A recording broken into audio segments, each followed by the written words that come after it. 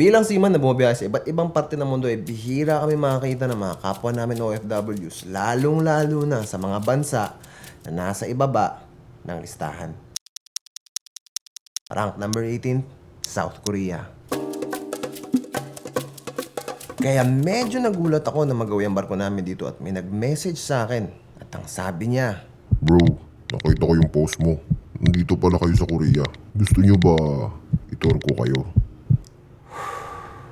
ano ba pwede mangyari sa amin? Ang lawak ng Korea. Libreng tour? Aayaw ka pa ba? Hihintay kami na ngayon ng bus. Sama ko si Allen, si Kapitan, tsaka si Alex. Apat kami. Ito yung barko namin.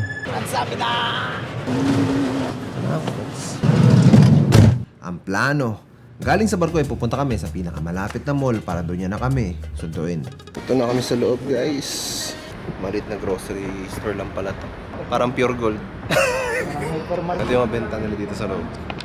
Ayan si Chipmate. Ayan si Kapitan. Ako muna ang vlogger nyo today. Kausap ko siya ng mga oras na to at sinabi ko na nandito na kami sa mall. Ang sabi niya, Actually di ko kabisado ang Pohang. Drive lang ako ng 2 hours papunta dyan. Ikot-ikot muna kayo.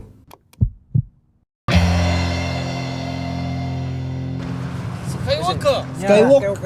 punta kami skywalk. Dahil may 2 oras pa kami, naisip namin na ikutin na lang muna ang main attraction ng sentro. Kamsamida! Jogging. Ito na kami sa city center. Palakad. Pumasok lang kami dito para mag-CR. Sir, rinawal ka, sinisingil ka, sir. 5 piso. Dito lang ang daan eh. Akyat? Akyat. Palakasan na ng tuhod ba? Hindi ko kaya akyatin yan. Medyo mahaba-haba din yung akyatan. Tropa na lang kita, sir. Saglit lang kami. Akyat kami ngayon dito. Naiwan si Kapitan kasi ayaw niya na. Picture muna. Dito na, guys. Ayun, oh. Yung dinayo namin na napakalayo. Boom!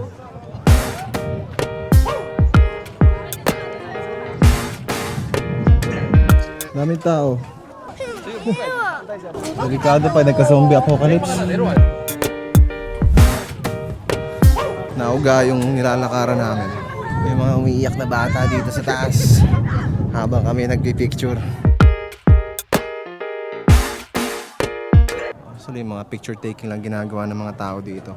Sila sa baba, oh. Doon kami galing. Ulit yung akyat natin, ah. Para nasa crane lang. Sayang, di niya napuntahan to. Tanggal sana yung pagod niya. Actually, hagdanan lang talaga siya na aluminum na ginawa para daanan ng mga tao. Sir, sunod kayo dito.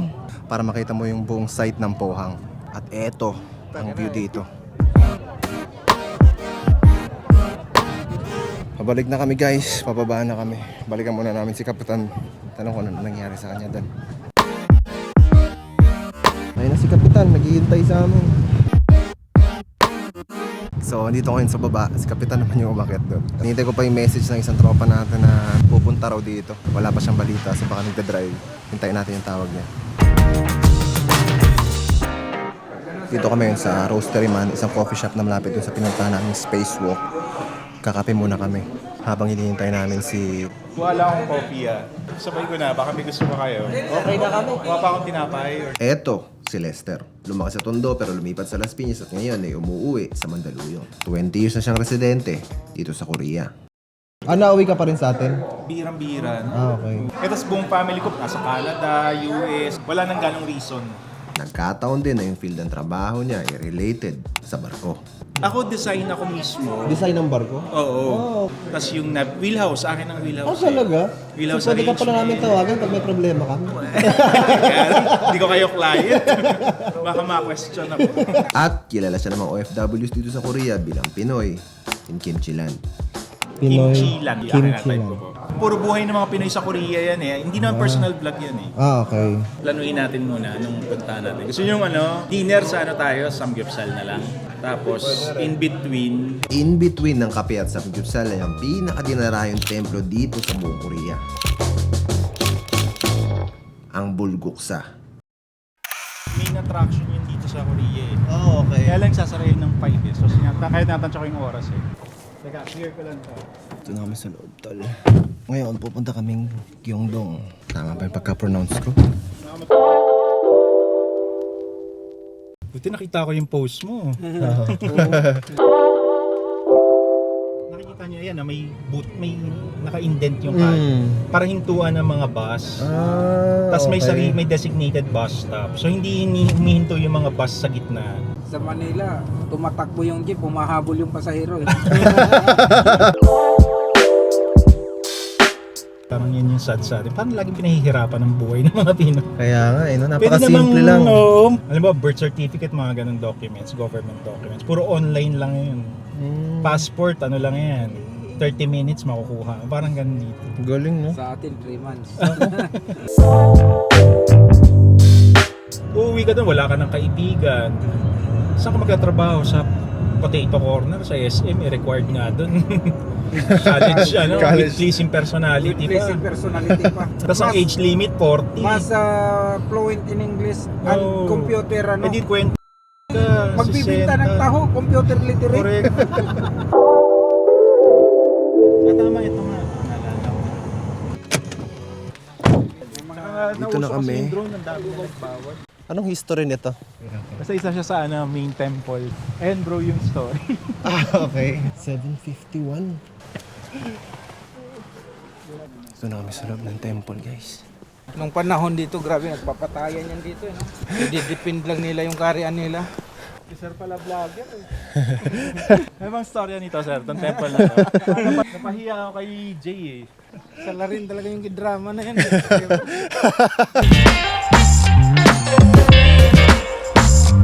Nag-automatic yan. Tapos ano bro, inom kayo ng yung mountain spring. Pag inom natin, ito, balik tayo sa 1 year old. Galing sa bundok. So pwede nilang inumin. Try natin.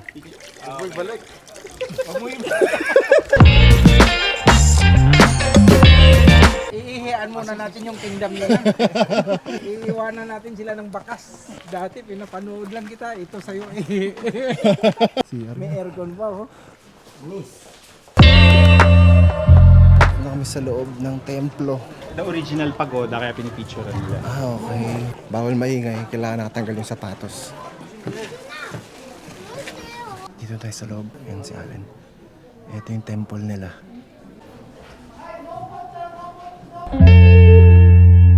Bawal siguro yung ganyang camera.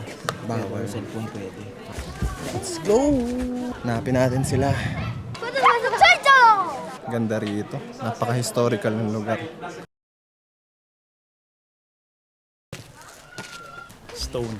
Kaya ang dami nyo makikita ganyan sa mga temples. Korean wishing stone. So iniipon nila yung mga bato dito. Parang pinagpa-pile up. Dapat hindi bumagsak yung bato. Habang nagpe-pray sila para matupad yung wish nila. Palabas na kami ngayon at Kainom ka pa doon sa Fountain of Youth.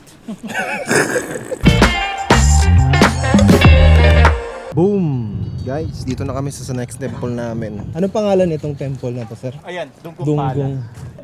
Kamsahamnida. Bro, dito tayo mag-content, okay lang. Sige. Oh, Doon sila, andun. Kwentuhan buhay seaman lang, ganun. Oo. So mag-umpisa muna kami ng content ni Sir Lester. Interviewin niya ako. So panoorin niyo na lang sa page niya. Ready?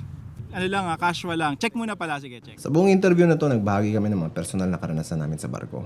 Tumagal to ng halos 1 oras pero sa isang buong araw nakasama namin si Lester. Mukhang mas marami pa kaming nalaman sa kanya sa mga personal niyang karanasan at interview sa mga kapwa namin, OFW. Nanani ka, nagbe-babysitter ka dun sa part-time din. Tapos, nagtitinda ka ng mga pagkain Pinoy, nagluluto-luto kang pagkain. Oo, kapag may mga order-order. Bakit ka nagtatrabaho pa rin ganyan na naghihirap ka na? Para kang kuratsa, alas 7 ng umaga hanggang alas 12 na. Hindi uso yung katulong dito. Pero sa case ko talagang culture shock yun. Mahirap man kami, hindi man kami mayaman, pero hindi ako nagkukuskus ng sahig. At yung pagbabaw, kailangan sanayin nyo rin yung pagbabaw kasi sa atin santo lang ang binabawan. Dito, unang-unang salta So, nyo. dapat lang dito talaga, hindi ka maarte. I graduated from LaSalle Scholar. Kala ko pagdating ko dito, tingala ako. Diretso ako sa kitchen, naghugas ako ng pinggan. I was questioning my decisions. And then people around me sabi nila, this is a stepping stone. Karamihan ng Filipino dito dumaan dyan. Kahit doktor ka sa Pilipinas, manager ka, pagdating mo dito, you have Trabaho this po ako sa Aramco Construction. Payat pa ako noon. Ako lagi pinapapasok sa mga looban ng hal, sa bulbous bow, yung sa ilalim. Kaya ang laki ng bigayan. Binayaran na yung remaining years ng buhay. Eye-opening ang buong araw na to dahil kahit parehas na OFW ang tawag sa amin, magkaiba pala ang buhay sa barko at sa lupa. Tacit discrimination pa din dito. Yung hindi ka naman nila mumurahin, pero alam mong mababatingin nila sa inyo. Lalo na po pag Southeast Asian, lalo na Pinoy. Sa movies, portrayed ang mga Pinoy na alila, kriminal. Mahirap man tanggapin pero kadalasan yan ang katotohanan sa ibang bansa. Pero bakit patuloy pa rin ng mga Pinoy sa pagkayod kahit ilang beses man iparamdam sa kanila na hindi sila dapat nandito? Ilan yung na-interview kong bata dun, parang wala na, napasubo na lang kasi gumaso sila ng... Marami ang nagsasabi ng linyang dahil wala ka ng choice. Pero dito ako, hindi naniniwala. Dahil sa buhay, laging merong choice. At ng mga oras na yon, mas pinili mo ang manatili. Talagang hinahanap ng puso mo yung galaw ng galaw. Galaw ng galaw. Tapos, Kumikita. 2007 pa lang, may nagulugulugan akong lupa na worth of 1 million din. Lupa ng lolo ko yun. Tapos kumuha ka ng pondo 2014 ba, 2015. Binabagit ko isa-isa kasi proud na proud. Lagi, alam mo naman, sinasabi ko lagi yan sa'yo. Pinagyayabang ko sa lahat ng tao dito. Wala, grabe ka. Hindi te, ano yan, nakaka-inspire yung kwento mo. Imagine mo dumating ka dito, sabihin na natin Wala. Bili mo unti-unti nakapuntar ka ng lupa sa Bohol. Dahil ang totoo, madaling isuko ang laban kung sarili mo lang ang dala mo dito. Pero kung bitbit mo ang apoy ng mga taong patuloy na naniniwala at nagbibigay sa'yo ng lakas, yan ang apoy na hindi basta kayang patayin ng pagod at diskriminasyon. When he was 13 years old less, naghanap siya sa akin na I want to live with my mom na. Sabi ko, sige. So ako bilang nanay na ang dami kong pagkukulang na oras sa kanya, parang binibigay ko sa kanya lahat ng anong gusto mo, which is for me parang to compensate na lang. Married for 3 years na. We also have a 1-year-old boy, Alright. si Jacob Zion, and my wife Melanie. Nakakatuwa pag may mga na-inspire tayo, may mga nagme-message na, Kuya Zach, salamat sa video mo kasi I feel down but when I saw your videos, I feel inspired today. So, pag ganun yung naririnig ko talagang, sarap sa puso. Nandito na kami sa loob. Nagluluto na si Sir Lester dito. Bibir na rin kami. So, dito muna kami for the next 2 hours. Gaganon din kayo yung Korean. Patuloy tayong umingiti, hindi dahil hindi masakit, pero dahil alam natin na ang sukatan ay hindi kung paano ka gaganti ng sigaw, kundi si pagpapakita na kahit anong mangyari, ay babangon ka araw-araw. Dito kanan. Ayun o, still USB o. Marko natin. Kaya nga, pwede niya ako dito. Pwede. Ganda natin na isang studio yung sasakyan. Iloilo airport pa lang pagdating ko na kaya. Message ka lang bro pag may tanong kayo bago kayo umalis. Sige, thank you. Salamat. Ingat sa biyahe. Salamat din Maraming salamat, Les.